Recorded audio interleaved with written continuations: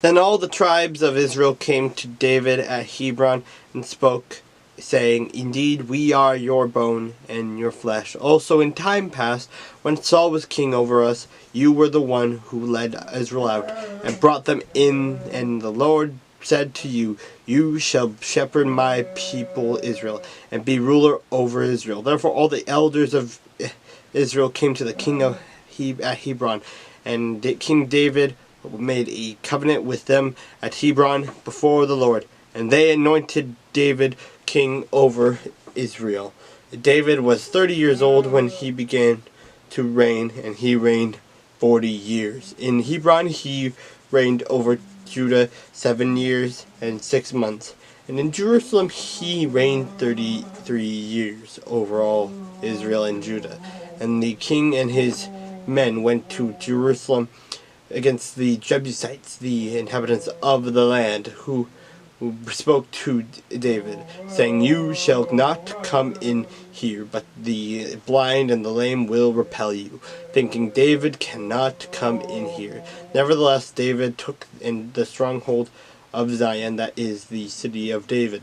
Now David said on that day, Whoever climbs by way of the water shaft and defeats the Jebusites, the lame and the blind, who are hated by David's soul, he shall be chief and captain. Therefore they say, the blind and lame shall not come into the house.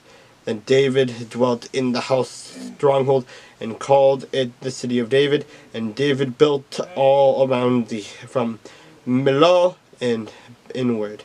So David went on and became great, and the Lord God of hosts was with him. Then Hiram, king of Tyre, sent messengers to David in the cedar trees and carpenters and masons, and they built David a house. So David knew that the Lord had established him as the king over Israel, and that he had exalted his kingdom for the sake of his people Israel.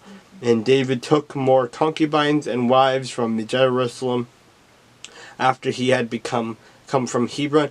Also more sons and daughters were born to David. Now these are the names of those who were born to him in Jerusalem: Shamu, Shobab, Nathan, Solomon, Ibhar, Elishu, Nepheg, Japhia, Elishama, Eliada, and Eliphelet.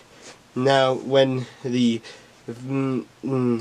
Philistines heard that they had anointed David king over Israel, all the Philistines went up to search for David, and David heard of it and went down to the stronghold. The Philistines also went and deployed themselves in the valley of Rephaim.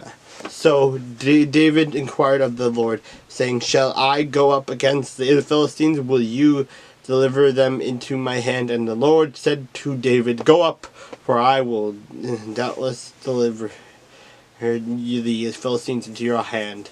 So David went to Baal and Perizim, and David defeated them all there.